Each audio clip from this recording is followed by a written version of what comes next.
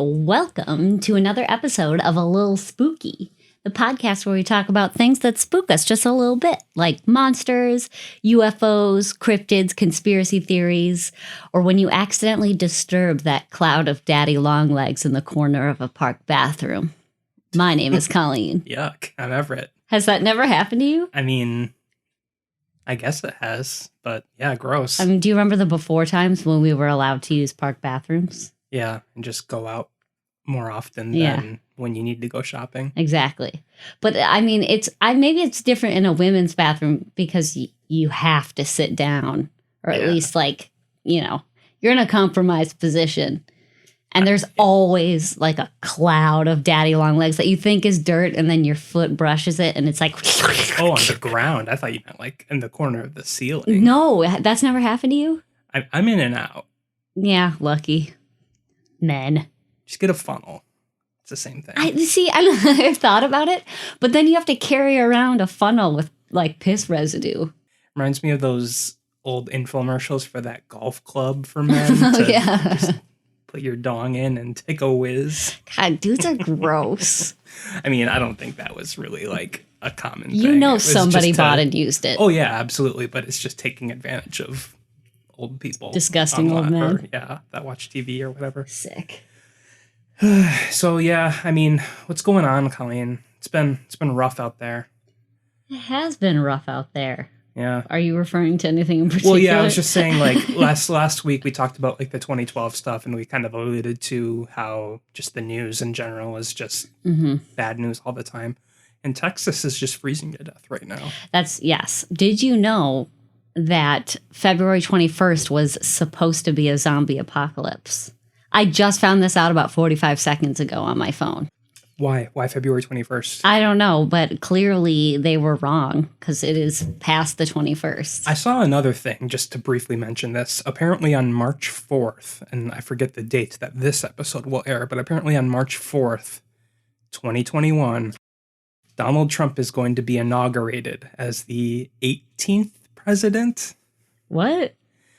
I am so confused by this apparent new Q conspiracy or whatever. Wait, who were the first 17 then? The first 17, or maybe it was 18, somewhere around there. The last true president was Ulysses Grant.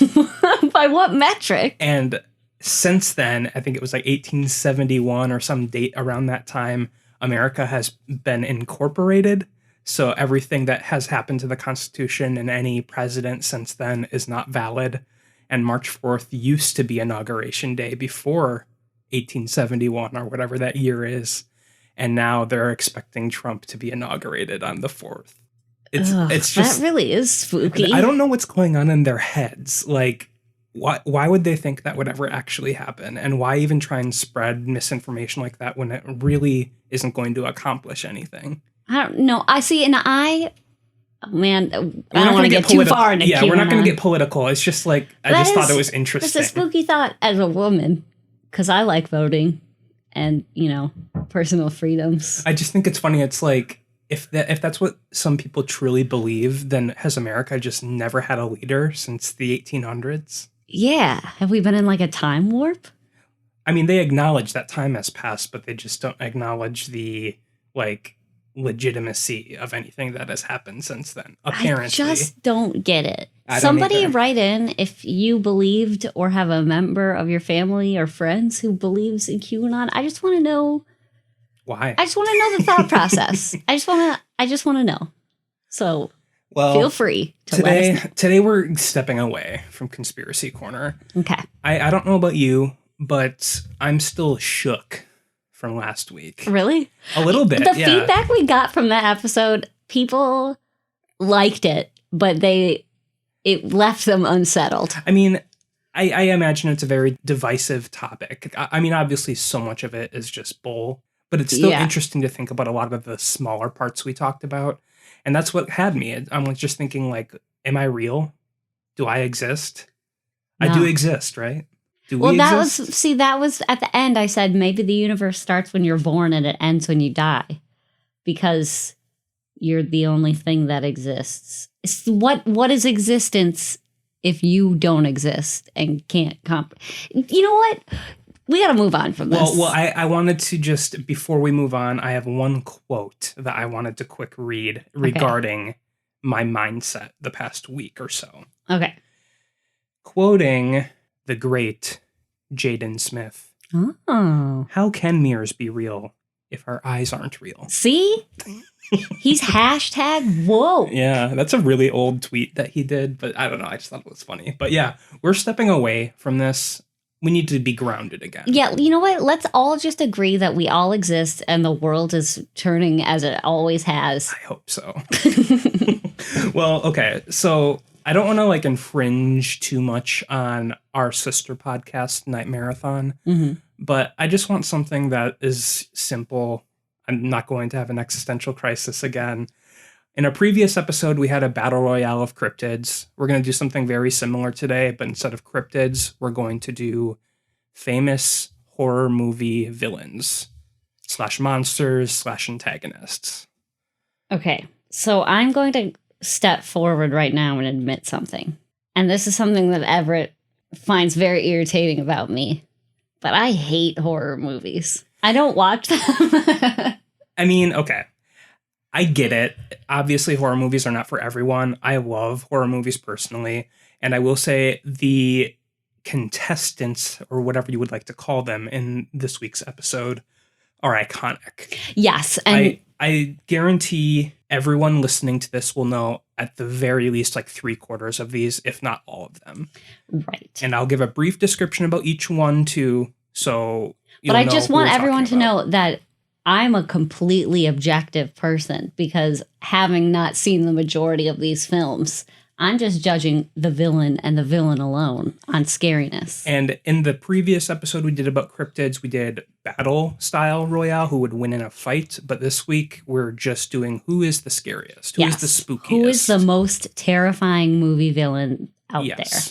So I have 16 movie villains that we're going to talk about.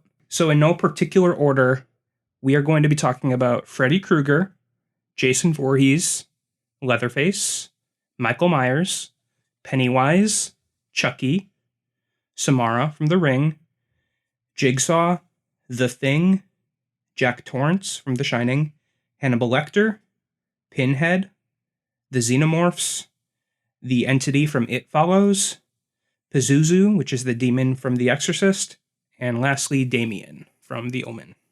Okay. So I have randomized that list, and we're just going to talk one-on-one. Okay, I'm ready. First up, we have Jigsaw versus Michael Myers. So, brief description about each one. Jigsaw from the Saw movies. Jigsaw generally appears to his victims as a puppet with red and sometimes glowing eyes, a pale white face, red lips, and red swirls on his cheek. The puppet's name is Billy. The puppet is not the villain. It's just like obviously a puppet that the killer is controlling. So the killer is Jigsaw. The puppet is Billy. He would capture people that he considered flawed or took life for granted. He would then put that victim in a game of life or death, which usually involved a test that was symbolic of that victim's flaws. Okay. So, for example, he once captured a drug dealer and forced them to jump into a pit of needles to get a key in order to escape. Okay. So, I mean, there's so many Saw movies. Yeah. And that's generally the gist. Got it. Jigsaw never necessarily wanted to kill the victims. His opinion was that if the victim had the will to escape, they had the ability to change their life for the better. Okay. That was his motive.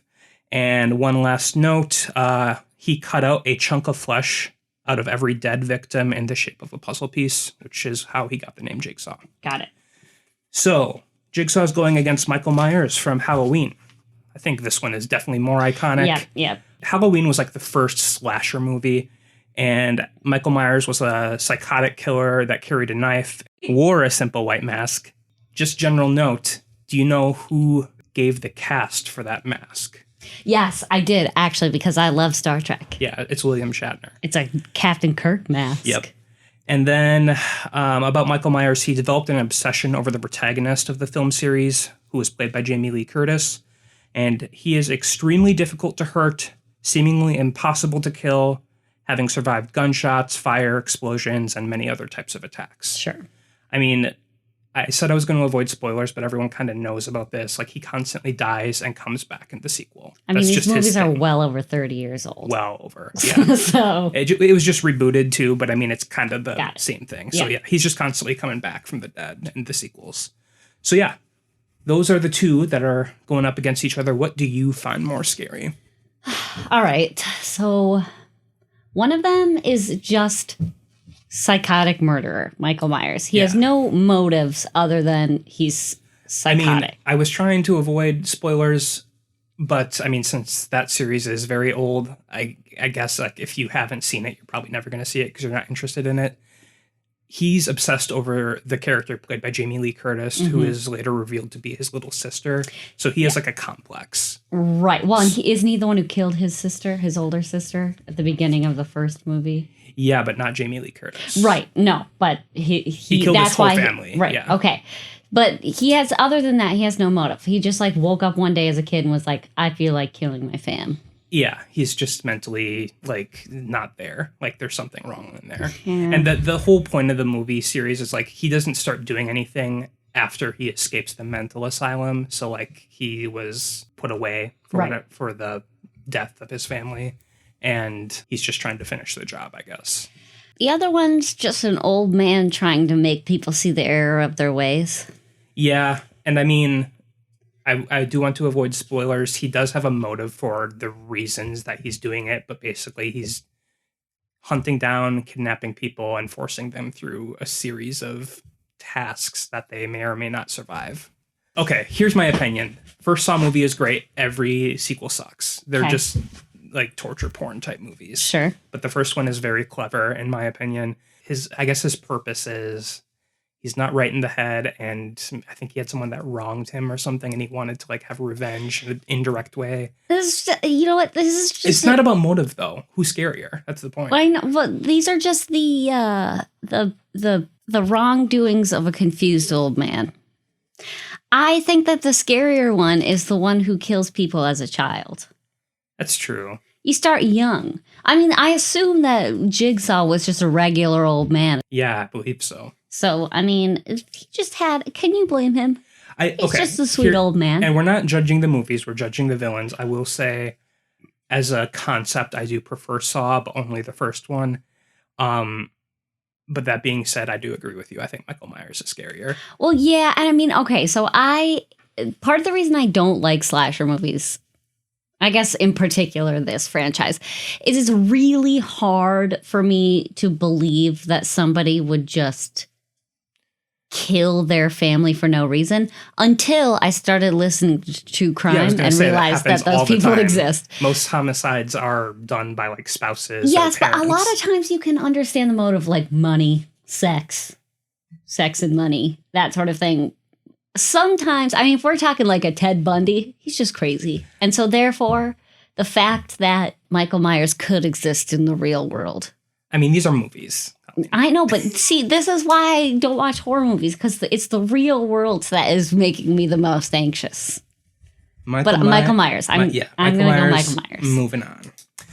Next up, we have Pinhead versus Freddy Krueger. So, for those that don't know, Pinhead is from the Hellraiser series. This series of movies is insane. And, like, I don't know if it was different directors or something, but it seems like the movies kind of go in different directions. It's not like a actual sequential series. It's just kind of like new story each time with the same characters, kind of. Mm-hmm. And they kind of change Pinhead a little bit, too. And we'll talk quickly about that. So he is one of the Cenobites, also referred to as the Hell Priest, the Pope of Hell, or just the lead Cenobite. Badass. So these are basically just demons / aliens, depending on your interpretation. Okay. He wears leather and has a pale white and bald head with pins coming out of his face and head. So he is literally just like a spooky pincushion on a leather suit. And he was like born as one of these Cenobites, or he used to be a person who joined the ranks? I mean, I forget where they talk about this, so I don't know if it's too much of a spoiler, but basically it's implied that all the Cenobites are formerly people that kind of turn into these things. And that's why it gets a little confusing because these movies kind of treat their origin differently depending on the movie. So Sure. sometimes it's literally like they're from hell. Sometimes it's like a different realm, like in a different universe. So that wouldn't make sense if they were formerly people. Why would they go to like an alternate universe? But anyway, Pinhead is described as a sadomasochist. So he uses hooks that he can summon out of nowhere and use them to cut, hang, flay, or otherwise torture his victims. Wow, like that. Depending on the movie you're watching, Pinhead kind of is different from other villains in the fact that he is very articulate with his words, unlike me. He speaks only when necessary and has a personal code when it comes to choosing his victims and how he treats them upon their capture. So he's like a very intelligent and imposing figure and is like, basically he's like trying to treat you as if he's your god and like is trying to intimidate you, scare you, and basically have you beg for mercy. Got it. Pinhead is going up against Freddy Krueger, I would argue probably the most iconic villain that we're going to talk about today. He is from the Nightmare on Elm Street. He's a vengeful spirit of a serial killer that invades people's dreams in order to kill them. He has a burned face, decayed teeth, wears a fedora, and a striped red and green sweater. He wears a glove that has razors attached to the fingers. The actor who plays Freddy Krueger, Robert Englund, said that he believed Freddy specifically represented neglect suffered by children and also symbolized some subconscious fears. So what he does, he can change form in your dreams and likes to come up with strange and creative ways to torture and kill his victims, usually with a sense of humor as well. At least he's fun about it. These movies are very tongue-in-cheek, and he likes to use puns and crack jokes while he's basically hunting you down. See, that kind of changes my opinion. So yeah, he likes to toy with people. I mean, and obviously it's for the sake of the movie, where it's like dark humor, but if you think about it, if it's happening to you, wouldn't it be super creepy if someone is like joking about your demise while you're dying or something? Well, I mean, you're like in a really serious anxiety-induced moment and someone just tries to lighten the mood a little bit. True. Okay, so this one's interesting because they are both, magical's not the right word, but they're both supernatural beings. Yeah, both supernatural. I would argue that Pinhead is more magical because he can kind of bend time space when he summons things and has weird powers that I didn't even talk about, but there's a lot going on with all of the different Hellraiser movies. Okay. Scariest. Now they both look very scary. Yeah. One is like very BDSM pin face. And he in a priest robe made out of leather. And he has a very serious face. Freddy Krueger is almost always smiling. Yes, and I don't know if I find Freddy Krueger less scary because of how well I know the franchise. And I've seen a couple of those movies. Yeah. I think personally, even though somebody getting into my dreams is terrifying, I think that if I was in bed and I was laying in bed and it was 2 a.m. and there was a flash of lightning and I saw a pin face dude in leather priest BDSM hook outfit, I would be, I suppose I'd be equally scared if I saw a scarred faced knife hands fedora man, especially the fedora man. Pinhead's whole aesthetic and his motivations, I think, put him over the top too. I'm going to go with Pinhead. I don't know. There's something less scary about dream torture than there is about real life torture. Even though I realize if you die in your dreams, you die for real. If you die in the game, you die for real. Yeah, I definitely prefer the Nightmare on Elm Street movies, especially in the concept of dreaming, and it's kind of like a allegory for sleep paralysis in some ways. But yeah, I think Pinhead is scarier. I agree with you. Yeah. I don't know if it's the whole priest aesthetic that's kind of creeping me out. But. And these, for most of the series that we'll be talking about, the ones that do have sequels, I think it's a common theme that they get kind of sillier the farther in you get. But I would highly recommend watching Hellraiser if you haven't, because I think it's definitely extremely popular, but definitely not as popular as Friday the 13th and Nightmare on Elm Street. Definitely give them a watch if you have not seen them before. Next up, we have Samara from The Ring, also known as Sadako from the original one, Ringu. And she is up against Hannibal Lecter. Okay. All right. I've seen both of these movies. Okay. So Samara is the vengeful spirit of a young girl. She's based on a Japanese spirit called, I apologize if I mispronounced this, Unreal. She wears a soaking wet white nightgown, has dripping wet black hair that usually hides her face, but if you do see her face, it has turned deformed with a moldy greenish and gray color. The most famous scene from The Ring, and I mean there's sequels too, but the most famous scene from The Ring is when she's seen crawling out of a well, coming at you, and then comes out of a TV.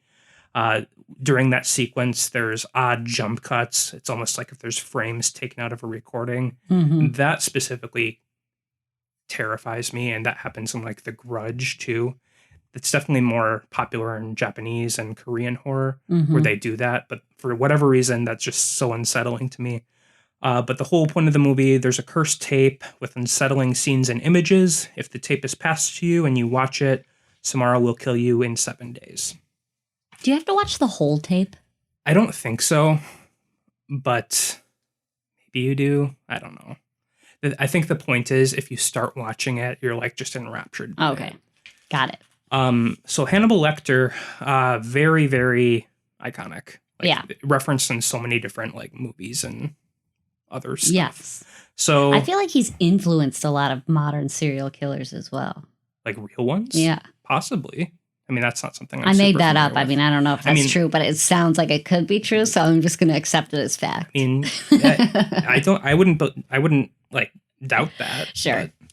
So Hannibal Lecter's first appearance was in Silence of the Lambs. I think he was only in like 7 total minutes of that movie, though. Not very many at all. He's not the main antagonist of that movie, but all sequels/prequels to that movie, he is the main villain. He is very eloquent and intelligent. He is a serial killer and cannibal. Formerly a respected forensic psychiatrist, was caught doing stuff and was arrested. So that's his place in the first movie, The Silence of the Lambs. The famous scene is they tie him up to a gurney with a brown mask that covers his lower face with an opening for the mouth. Resembles like a dog with a muzzle. He just looks like a pleasant old man in an orange jumpsuit. Yeah. I mean, Sir Anthony Hopkins, he's just adorable. Have you seen Zorro? No. Cute. I only watch horror movies pretty much. Well, I mean, okay. The thing is, I'm sure most of you have seen Silence of the Lambs, but maybe you haven't seen any of the sequels, so I don't want to spoil those.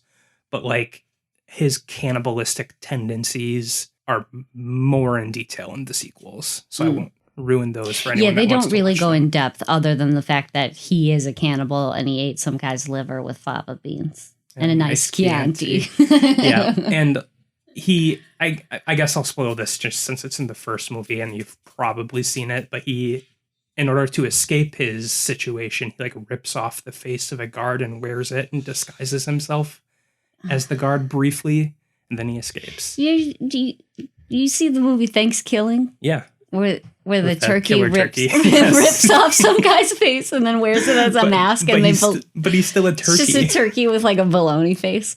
All right, my thoughts here. Yeah. This one's tough because I take it we're assuming they're both real. Here's the thing: in order to find something scary, I have to be able to put myself in the situation. But the thing is, like, I don't think most people think like that. You don't have to believe it's real in order for it to be scary. But I do. Well, so you're going to say Hannibal Lecter No, scarier? no, okay, see, that's the thing. In real life, yes, Hannibal Lecter is scarier. But if I'm assuming, what's her name? Sadako? Samara or Sadako, depending on the version. I mean, like, if I was walking past a well and somebody, like, spider crawled out of it with a moldy face, that would 100% beat Hannibal Lecter any day. Because Hannibal Lecter, I mean, his motive is he's a psychopath. But he's very intelligent. But he's smart. He could get away with it. I get it. But like there's a chance, albeit a small one, you could outwit him. But how are you supposed to fight with like a moldy undead demon psychic lady? Yeah. So I'm going to go with Sudoku. Sudoku. Sudoku. I'm glad you said that because I agree. I was actually thinking you were going to go Hannibal Lecter, and I was going to fight you. If we're going to go real life, Hannibal Lecter is far more terrifying. He could be the person that like sells you something at Walgreens. He could be selling. He would not be caught dead working at Walgreens. He would if it was a way to get at his next victim. I guess. So that's scary in real life. But I mean, if I'm going to encounter either of those, I would more likely shit my pants with a weird bent knee, elbowy, wet rag spider woman. And before we move on to, I will say, and this is just personal opinion, I think, and I forget her name, or her and his name, but the ghosts from The Grudge, I think, are so much more scary than Samara. But I feel like Samara was more iconic, so I included her instead. And they're kind of the same. I'm kind of just grouping them all in the same monster in my mind. In The Grudge, there's that little boy ghost, and he meows, and that creeps me out, and I hate it. He just like opens his mouth. It's just like pure black darkness, and he just goes meow. I don't like that. Yeah. So part of the reason, as I said, I have to be able to put myself in a movie. So paranormal, scary movies are hard. This is why I don't like them. It's hard for me to get into. You're bumming me out. I'm sorry. Your hatred of horror movies. I don't hate them. I'm too analytical, I guess. Well, next up, we have two supernatural beings that you'll probably hate first. Okay. Sorry. I'm clearing my mind. I'm still going to determine the scariest. So we have Pennywise versus Pazuzu. Can I just give you an answer immediately? No. Okay. Pennywise is from It. I'm not going to spoil it, especially if anyone hasn't seen the second part of the new movies. But Pennywise is a creature that feeds on fear, preferably children's fears. Most famously appears as a clown, but can change his size and form and bend space-time and create weirdness. Yeah. Can I ask for this particular battle? Are we constraining him to his clown form, or I mean, he can appear as anything and create anything? As a big we'll say evil. You haven't watched the new one. I have not. Have you seen the Tim Curry one? Yes. So I can't quite remember if like I know there were some changes, but I can't remember what he also appeared as in that original TV series or miniseries. It's been a long time. But I mean, a couple other examples in the new reboot, if you want to call it that. Mostly he's the clown, but he changes form. He like becomes a leper at one point. What else was he? Does he have different powers in each iteration? Basically, you can imagine him as all powerful. He can literally do almost anything. Okay. In order to scare you. That's kind of the point, because he feeds on the fear. He's not going to kill you immediately. He's trying to kind of do a long, drawn out. Okay. So he can feed on you. I mean, you kind of solved this bracket already. Not necessarily. Famous opening scene. So, I mean, this is literally the first 5 minutes of the movie. He lures the young boy, Georgie, to a sewer drain with a red balloon. He then scares him and drags him through the drain and devours him. Yes, I have seen that. From both versions. Yeah. Yes, that's a big boy. Big deal. I think this is actually kind of a fair fight because Pazuzu from The Exorcist, extremely iconic, and a lot of people still consider The Exorcist the scariest movie of all time. Sure. And I've seen that one. Yeah, you have. You watched that with me kind of recently. So just very brief description. Pazuzu's the demon that possesses Reagan, the young girl in this movie. Mm-hmm. Turns Reagan into a deformed and horrid version of herself. She projectile vomits, turns her head 360 degrees, backwards crab walks downstairs, levitates, and a bunch of other things. She also knows, or I should say he knows deep truths around, or of the people around him, including the priests. Listen to the exorcism of Anna Ackland. Basically, yeah. And just a note, and I think this is why it's kind of a fair fight, this movie caused, at the time in the 70s when this came out, this movie caused people to leave the theater in fear and disgust. There were many reports of people fainting. And I mean, you'll occasionally hear about that kind of stuff now too, but like this was definitely the first extremely terrifying horror movie to come to theaters. Because before that it was like The Blob and... Yeah, right. Like the monster... Yeah, monster type movies. Okay. So my original thought was obviously Pennywise, but now that I think about it, Pazuzu and Pennywise, I mean, they're both meant to have unlimited supernatural power. Definitely Pennywise. I feel like Pazuzu's kind of constrained to the form of Reagan. That's true. I imagine the point of the possession would be to slowly kill the person you're possessing, but also you're terrifying everybody around her. And I guess if you're to believe in demons in general, I would imagine the goal is to kind of create so much chaos that there's more room for other demons to join you, and possess other people around you. Yeah. Possibly. I don't know. I was trying really hard. I still think it's Pennywise. I think the fact that his mere existence is meant to come up with different ways to terrify you to the highest extent. Yeah. He's the scariest. And like I said, I'm going to avoid spoilers because there is more to the character of Pennywise than I've talked about, and I'm not going to elaborate because I think it's a very good story. But yeah, there's just so much unknown with Pennywise, and that movie is, in hindsight, so much more scary, I think, than The Exorcist, even though The Exorcist is a classic, very good horror movie. Well, I will say one more thing about Pazuzu is that an old man in a robe can force him out back to where he came from. From what I understand of Pennywise is he, no matter what, is coming back every 27 years. And I never saw part 2 of the... You never saw part 1. Right. Yes and no. I mean, I guess. Look, you got an old man who's been giving sermons and doing reconciliation and stuff, and then you have a demon, and the old man sprinkles some water around and says, "Be gone." Yeah, I think you're right. I think Pennywise. I think there's not much of a competition. I tried, but when I think about it, it's Pennywise. Okay, fine. All right. So we're halfway done with the first round. Next up is The Entity from It Follows versus Jack Torrance from The Shining. Mm-hmm. So The Entity, and this is the only one where I for sure am going to give spoilers because it's kind of important to the idea of the villain. Because I'm not going to ruin the ending of the movie, but I feel like if you know nothing about It Follows, this might spoil it a little bit. Mm-hmm. All right, so the entity is a mysterious creature only visible to those that it is stalking. It follows victims at a constant walking pace, and it can disguise itself as any person. So, it follows only the most recent subject in a sexual encounter. If that person has sex with someone else, the entity will now follow that person.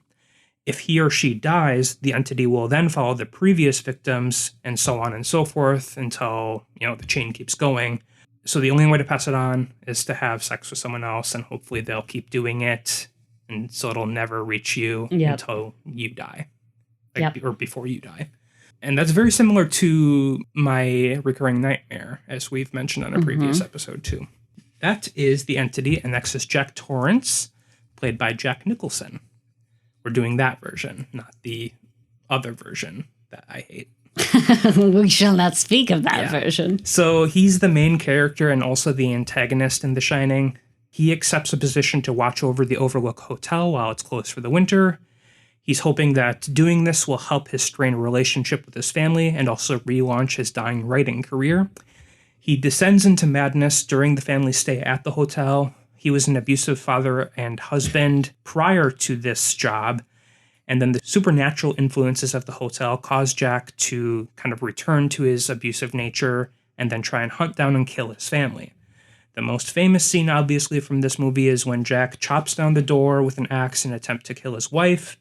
When the hole is big enough to put his head through, he does so, his eyes bulging, and he has a weird, creepy grin, and he says, "Here's Johnny." Mm-hmm. So we have Jack versus the It Follows monster. Okay, so these two actually are probably the top two most terrifying ones so far. For you? For me. Sure. The It Follows, I will admit, is one of the only movies that has actually terrified me. And it is not my usual pattern because it's one of those paranormal sort of It's just, that movie is so It's well shot so- and written. Like, it's just the pacing is very good to make it. Well, not Scary. only that, but I've mentioned in multiple episodes that I've always had this recurring nightmare of being followed. I'm not being chased and caught up to. I'm just being followed at a constant pace. So that is, it's uncanny watching it in the movie. And it's like it's like taken directly out of my nightmares. But you can argue Jack Torrance without supernatural abilities, does the exact same thing, where he's constantly stalking down and trying to kill his son and his wife. Yes. The thing I find terrifying about Jack Torrance, so I never really picked up on the fact that he was supposed to be abusive. Yeah, and I mean, in the book, The Shining, it's definitely much more like, I think they actually even say he was an abusive father, like beat his kid and everything. It's kind of alluded to in the movie. Yeah. But the implication is, yes, So it's just magnifying like kind of what he already was. Yes, exactly. That's just, the concept of that is terrifying. Just alone, trapped in a giant hotel with a man you probably were afraid of to begin with. Mm-hmm. I don't know that I can pick between these two. What do you think? Personally, I mean, these are definitely very similar, and even the movies with like the pacing and it's kind of like builds tension. It's very similar too. It's like silent. They use silence. I don't know what it is. Personally, I think It Follows the movie is scarier, but as a villain, I think Jack Torrance is scarier. Yes. I hate to say this, but I agree with you. It's the concept of the whole, like, you have to have sex with someone for it to move forward. It makes it a little silly. It makes it, it's too silly to be. It's a really interesting concept, though, of like how a monster would work in that and it's story. Just, and nobody can see it except for you. And it's just walking at a constant pace, and it can change to look like whatever it wants to look like. I don't know, is this a spoiler? There's one scene where he's like, it's following the main character and you think that it's far away, but then they turn the camera around and this really, really, really tall, scary looking guy ducks through a door frame. Yeah, that's definitely like probably the scariest moment of that movie. No, there was also another one with like, it's creepy and I don't like it. But I don't know that we're going to have many battles this round. I feel like we're going to agree. I feel like Jack Torrance. We'll see. I think the actual battles are going to happen in the next round. Okay. Where we're talking about the ones that actually moved on. Okay. But, yeah, I'm gonna agree with you though, Jack Torrance. I wouldn't. It'd be like, somebody was like, "Hey, Richard Ramirez is in this hotel. You're in this hotel. Have fun." Yeah.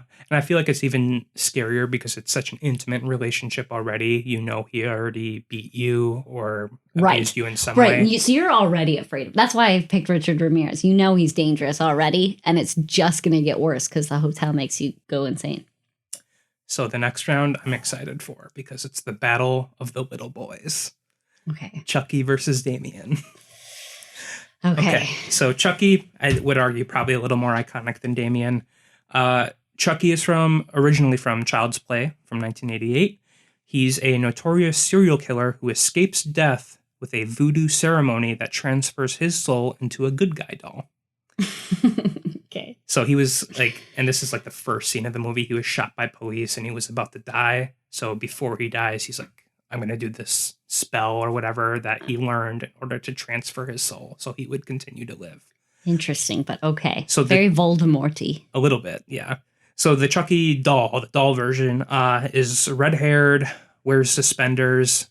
The face of the doll turns from like a happy toy to like his gross, like evil-looking eyebrows, slanted face. Sure.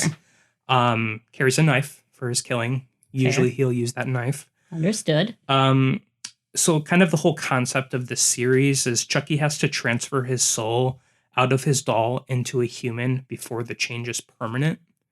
Okay. And this is established right away at the beginning of the movie, so it's not really a spoiler.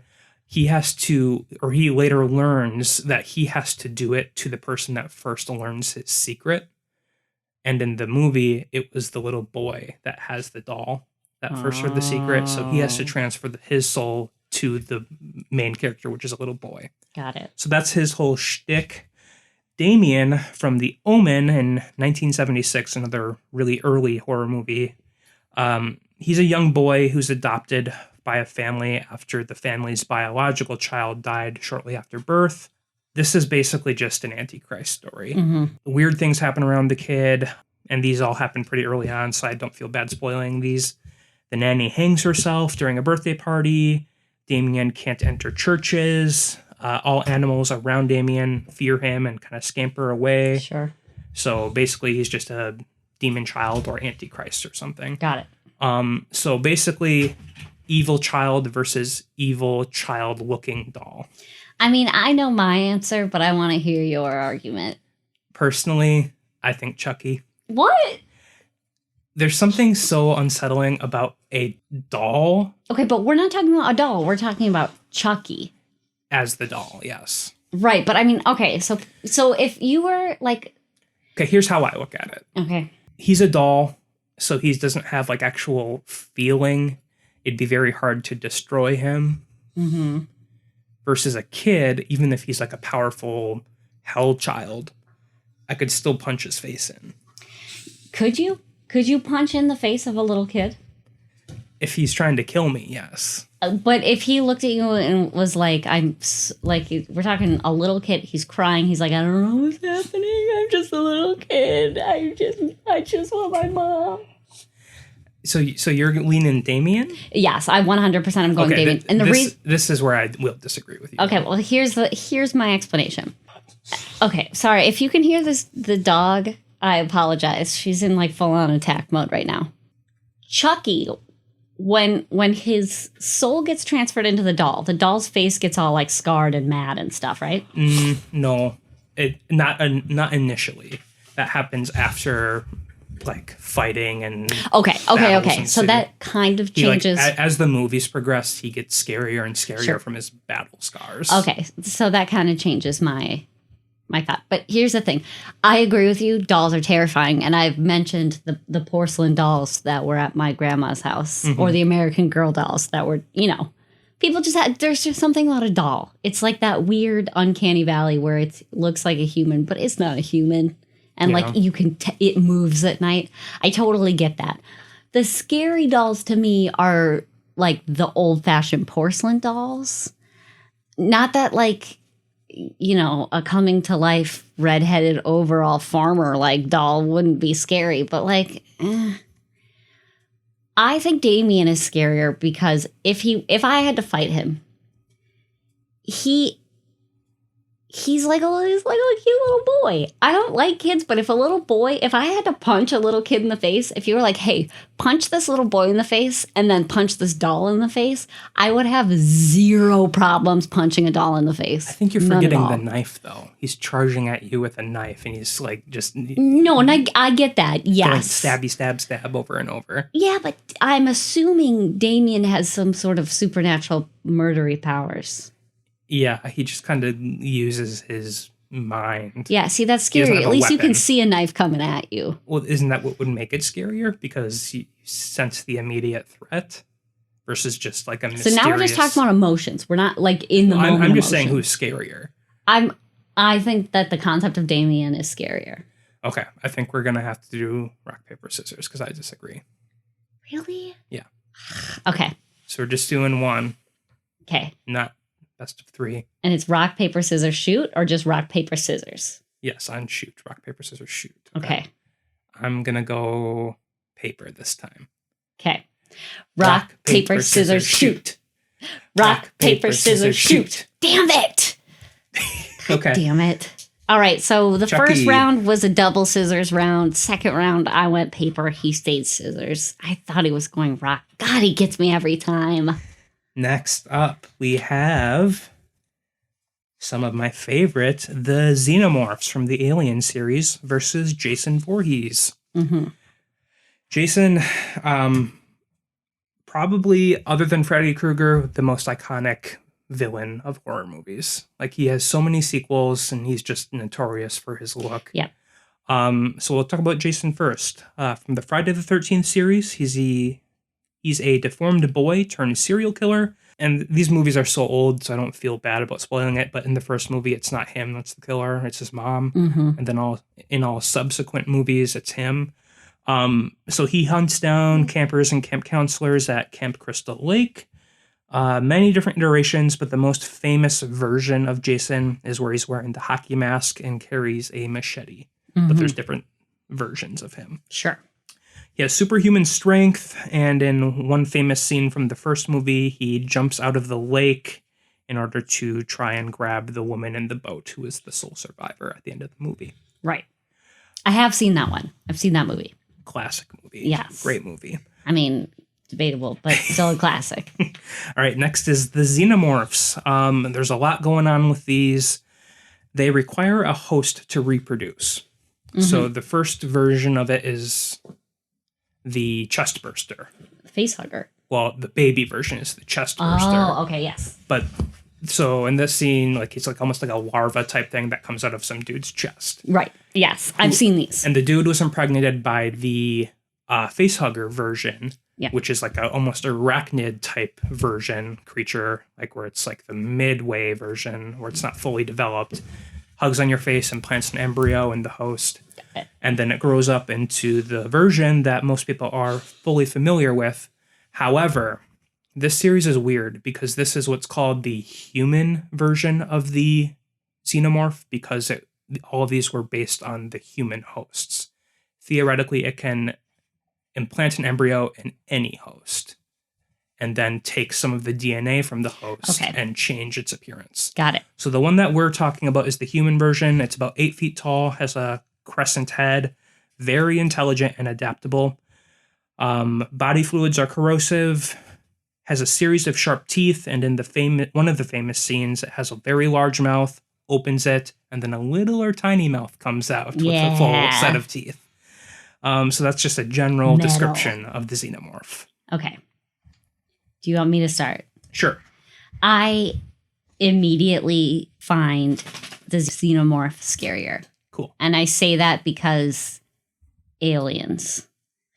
There's something about like, I know the Jason Voorhees story.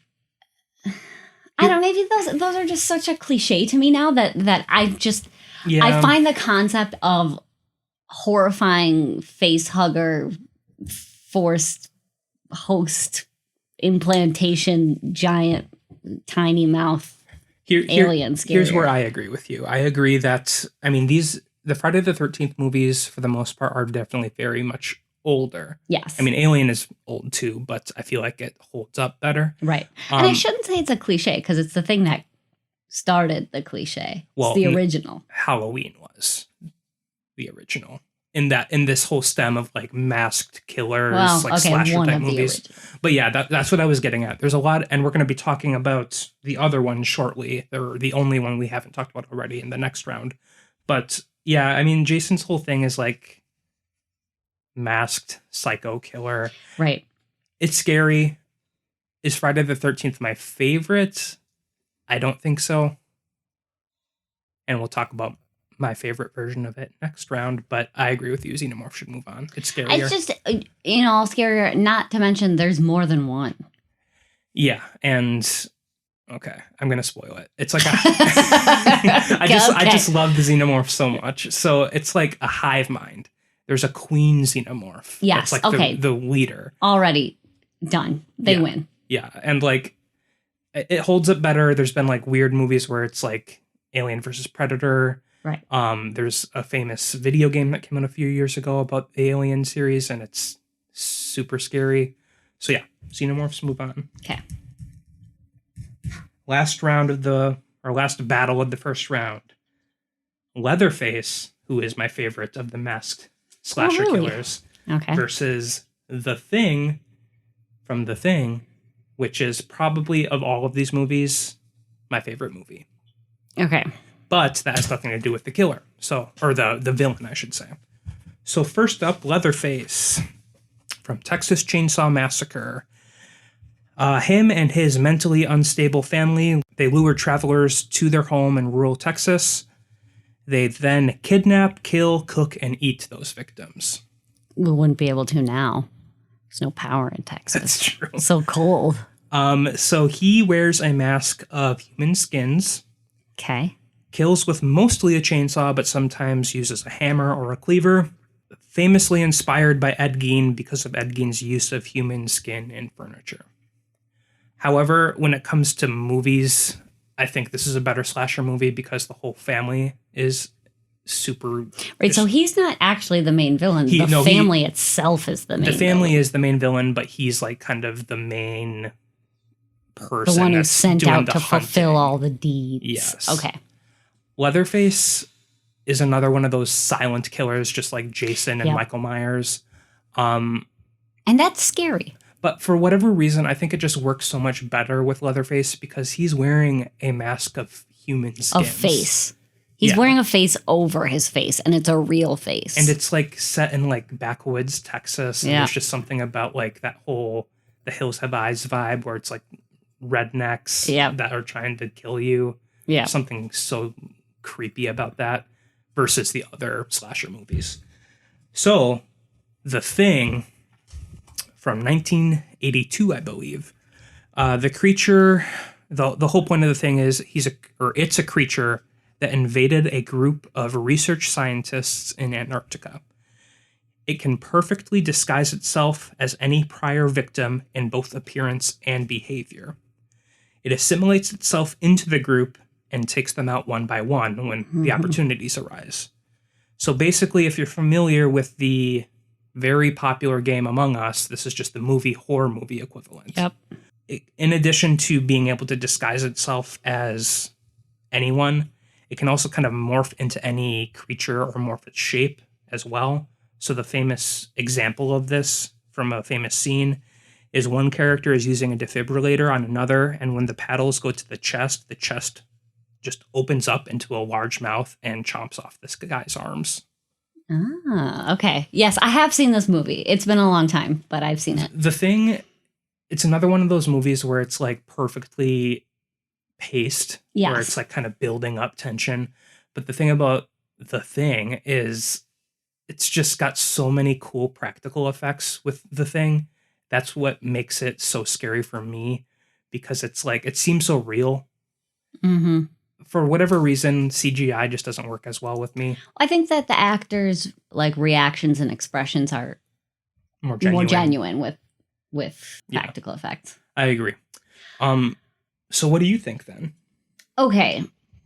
For Leatherface versus The Thing. I think that this comes down to what is scarier, a burst of horrifying fear right before you die, or a long con where you know one of you is an imposter. Is an imposter. And the it could imposter be is anyone. sus. Yeah, super sus.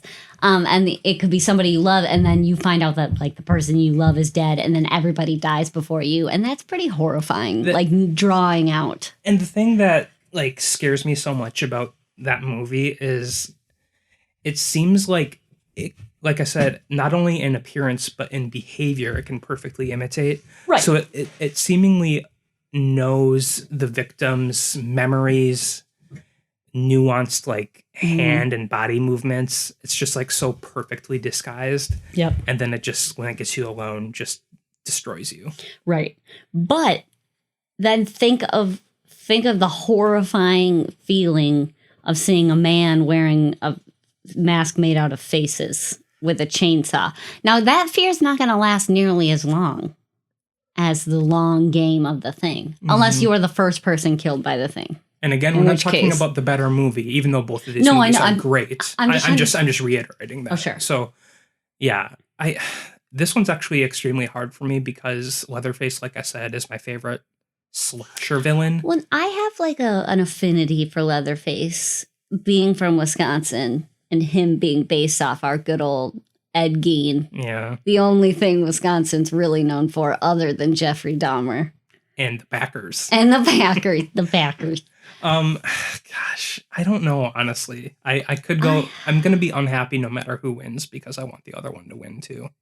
Okay, I'm going to pick Leatherface. And I say that because if I was in a group of people, right?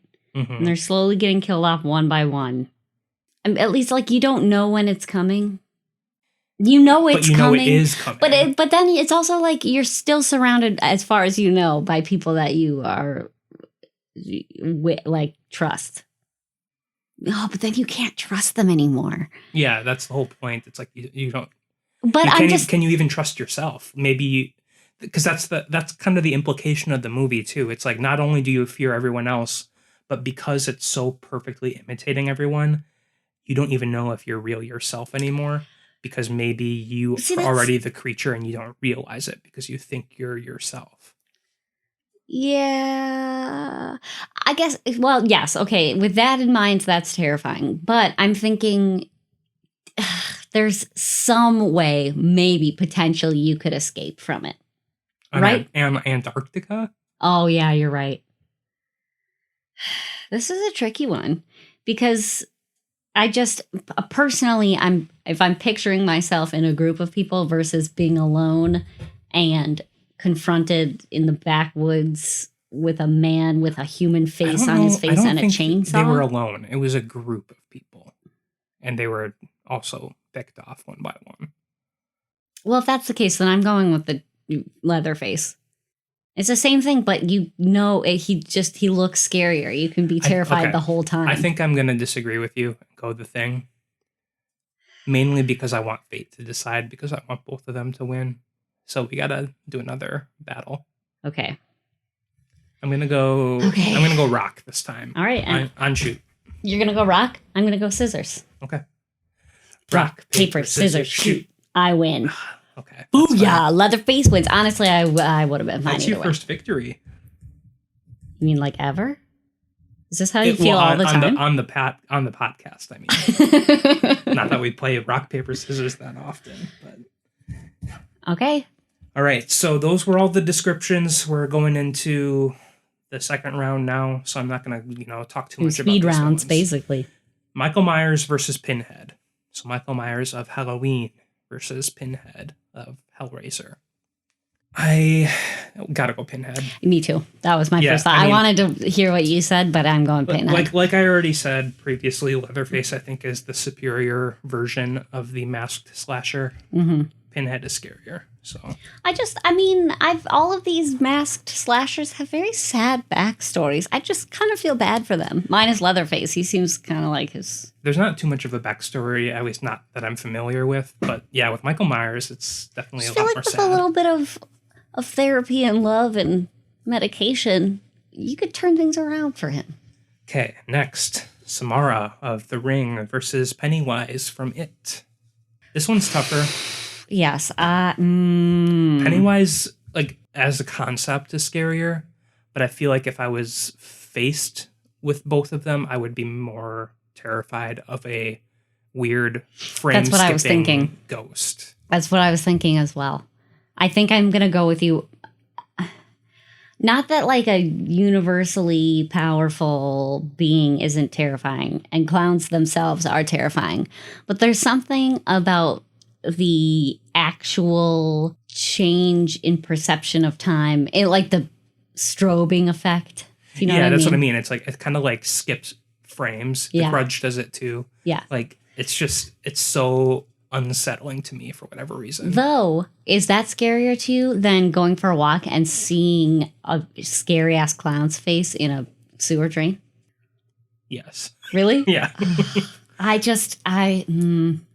I mean, the thing is, Pennywise is obviously like just his favorite version to appear as, but he's supposed to appear as your deepest fear. So I guess I kind of want to go Pennywise, honestly. I don't though. I still want to go Samara. We're gonna have to duke this one out too. Really? Okay. Yes, I'm pretty strongly. I just feel like the scariest one would be the one that caters to your exact fears at all times. It's like a Bogart from Harry Potter. Yes. Except worse. Exactly. Okay. All right. What are you going to do this time? I'm going to do paper. Okay. I'm not going to tell you what I'm doing this time. What? That's cheating. Rock, paper, scissors, shoot. I win. Okay. It was a scissors versus rock situation. I lied, by the way. I didn't do paper. God, I'm good. Okay. So Jack Torrance versus Chucky. Jack Torrance. Sorry. No, I agree. I don't think there's even an argument there. Well, I mean, there is an argument, but I think Jack Torrance is just like... He's just far more sinister. Yeah, I mean, definitely. there's something too silly about a doll with a knife coming at you. It is silly, but I feel like... Yes, in real life, it would be scary. But what's scarier would be my own dad trying to murder me. And also in the setting of being trapped in a hotel in the wintertime. Yes. And yeah. Okay. Next up, Xenomorphs versus Leatherface. I gotta go Xenomorphs. Oh, me too. Good. I mean, Leatherface isn't trying to, use your body as a host. It's He's just like, trying to kill you. The Xenomorphs are just like, they stalk you. And they're so like, they're quiet. Like they can sneak up on you, but they also like do the weird clicking sound. And you can hear like their tails and stuff kind of rub against like walls. Yeah, I mean, Leatherface isn't very subtle. He's got a chainsaw. Yeah. I mean, when you hear that, you're going to be scared, but then you're going to be dead, so... Or you know exactly where he is, so you can make an easier escape. Yeah, so it's Xenomorph. All right, so we got the second to last rounds, whatever it would be called, semifinals. Pinhead versus Pennywise. I'm going to go Pennywise again for the same reasons that I've always been going. No, I think Pinhead is more terrifying. And I think this is a fairer fight, too, because they have very similar, like, otherworldly powers. And again, I'm not going to spoil it because it is so much more recent as the recent reboot series. So if this is your first kind of introduction to it, I'm not going to spoil it. But with Hellraiser, I don't feel quite as bad because it's such an older series. It's like Pinhead is basically just, you can think of him as like the king of hell in a way. Yeah. Now slash the king of this group of possible other dimensional aliens. Right. Extra dimensional aliens. Now, visually, Pinhead for sure. I mean, yes, the clowns, and I'm just picturing them as they were depicted in the movie and the miniseries. Mm-hmm. Scary and disturbing looking, but you can't tell me that a man in a leather dress with pins sticking out of his face. It's almost like a leather trench coat. With it's like one of those priest frocks. Kind of, yeah. Now that you say it, I am going to go Pinhead. Because maybe that is because the stuff Pinhead does is like some of my biggest fears. Whereas a clown... Your biggest fear is being flayed by hooks? Yeah, sure, why not? Okay. I mean, there's something scary about leprosy and clowns, but like there's something a lot more imminently scary about a man in a leather outfit with pins in his face and a hook. And if we want to go back to this too, Pinhead is definitely more intimidating because of his cool nature, like, and his just seriousness about having to torture you. Sure. But Pennywise is like kind of another jokester type one. Yeah, he toys with you first, which is scary. But like it kind of like, as a viewer of the movie, kind of lightens the mood. Too. Yes. I'm definitely going to go Pinhead. You're right. You convinced me. Last one, Jack Torrance versus the Xenomorphs. Jack Torrance. Oh, no. Sorry. No, I think it's Jack Torrance. Why? Versus the Xenomorphs? I think in this case, it's my bias of being able to put myself in a situation. I cannot think of anything more horrifying than being stuck in a building I don't know very well with people that I assume that I trust who are trying to murder me. And not only are they people I trust, but they're like the people you trust, aka your parents. Yeah. And I mean, my dad's definitely not at all like Jack Torrance. So he's like very soft-spoken and like funny and nice. Okay. So it would be extra disturbing if my dad is the one. But imagine this though. You're just like doing your work with your colleagues, then all of a sudden a giant spider attaches to one of your friend's faces.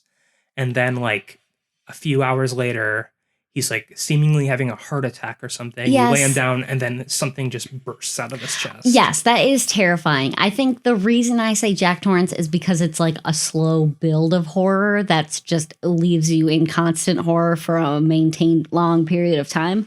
And Xenomorphs, like they have that element where they'll sneak up on you. But like, you know they're the enemy.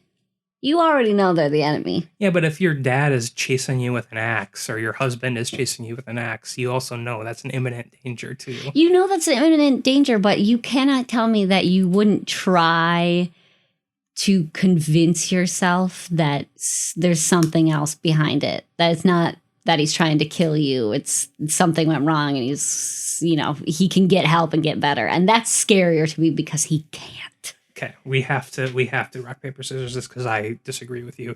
Even though I think The Shining is a better horror movie than Alien. See, this is weird because I very much dislike the movie The Shining, and I loved the Aliens movies. So But going with the opposite one. Yes, still. Because I find Jack Torrance scarier. I just think these crazy aliens that are like a hive of aliens with a weird queen, it's so much scarier. Yeah. Okay, rock, paper, scissors. All right, what are you starting with? This is going to be secret both times. Yep. Okay. Rock, paper, scissors, shoot. It's Jack Torrance. God, once I win forever. Well, this is our final then. Jack Torrance versus Pinhead. I'm going Pinhead. And I'm going Jack Torrance. We need a better way. I almost want to... Okay, this is what I want to do. And this is staying in. You're not going to edit this part out. Okay. I am going to quick send a message to Chris of Saturday Morning Cartoon Boom. Mm-hmm. I'm going to get his opinion. He is our tiebreaker. What, Chris? Yes. That nerd? Yes. Also of Night Marathon, which we're kind of infringing on. So I'm going to quick send him a message. You can cut now, and then we'll come back with his response. Okay. All right. I have a response from our dear friend Chris. What did he say? Pinhead. Pinhead wins! Way. Chris, I have words for you. You can't argue that Jack Torrance, a human, is scarier than the Pope of Hell. You're talking about what is, I find, personally, to be the more terrifying situation. Chris says Jack just looks like any MAGA supporter without the hat. Okay, so Pinhead is our winner. And honestly, that surprises me. I really thought like Xenomorph or Pennywise or Samara would have won. I am very surprised that Pinhead is the winner. Pinhead in particular, because that's like looking at the original list would not have been one of my top choices. I almost feel like we let our listeners down a little bit, and I'm sorry, but Jack Torrance should have won. And it could have been the seeding too that, eliminated, better contenders early on. But as it stands, Pinhead is the scariest movie villain. Fine. Well, do you have anything to share with us, Colleen, now that we're done with our bracket? I don't. I tried. I like to keep on top of that weird and bizarre news, and nothing. It's been a very dry week. I found several mini articles. You know what we should talk about just very briefly? Sure. A few episodes back, we talked about this bill that was being introduced in Oklahoma about establishing a Bigfoot hunting season. Oh, yeah. I want to apologize where I ragged on Oklahoma. It was Oklahoma, right? Yeah. About not having any like forests, and Bigfoot should be in like Washington and Oregon. Apparently, there is a large forested area in Oklahoma that I was not aware of, and I apologize. But the reason that we're bringing it up is Colleen did find some apparent pictures of Bigfoot sightings in Oklahoma recently. Yeah. Obviously, just someone with a monkey mask. It is clearly a man in a mask. Or a woman. Somebody in a mask. But yeah, I just thought that was funny, and I felt like I should address it. Yeah, it's just, of course there's going to be increased Bigfoot sightings when you introduce a bill calling for Bigfoot hunting season. I doubt that passed, though. I guess I don't know. No, but it's still like in the public conscious now. True. Yes, that was one of the articles I came across. I came across another article about the world's only asparamancer, which is a lady who predicts the future using asparagus. I bet her pee just smells. She doesn't eat it. She just tosses it into the air and determines through shapery. If she's using asparagus so often, don't want to waste it, she's got to eat it. Gross. Her piss just smells terrible all the time. It's pretty spooky. Anyways, she says that Prince Harry and Meghan Markle are definitely going to get divorced. So that's spooky. I super care. Yes, definitely. And then there was another video about a lady who got impregnated by a breeze in Indonesia. And didn't you say that she gave birth several hours later? About 6 hours later to a 6-pound baby. So she was already showing baby bump before this wind Well, no, came. because they spoke to a physician who was like, we didn't realize she was pregnant until she gave birth. Maybe there's more to that story than I we don't realize. know. She was like, as soon as I felt the wind, I could tell I was... you know what? It's not spooky. I wasn't going to bring any of these up. The point is, the world needs to get a little bit spookier for next week. So I have something interesting to read on the news. Or instead, if you are listening to this and you have a spooky encounter or story to share with us, send it our way if you would like us to read it. You can send it to any of our socials, Facebook, Instagram, or Twitter. All are at NerdSlothHQ. Or you can email us at contact@nerdsloth.com. Or you can just check us out on nerdsloth.com. Check out some of the other podcasts on the network. Mm-hmm. And I think that's all we're doing for today. We'll come at you next week with a little more in-depth story, I would imagine. If Colleen does not have one, I will have one prepared. I've got one. Oh, you do? Okay. You want to give a hint? No. Okay. Well, this was just a one-off week where I needed a break from the fears that were keeping me up at night. We started a podcast called A Lil Spooky. I just infer that you're spooked all the time. It's a different kind of spooky. I guess. That keeps me up at night. Well, catch y'all next week. Yeah, catch y'all on the flip-flop. All right, I love you. Bye. Bye.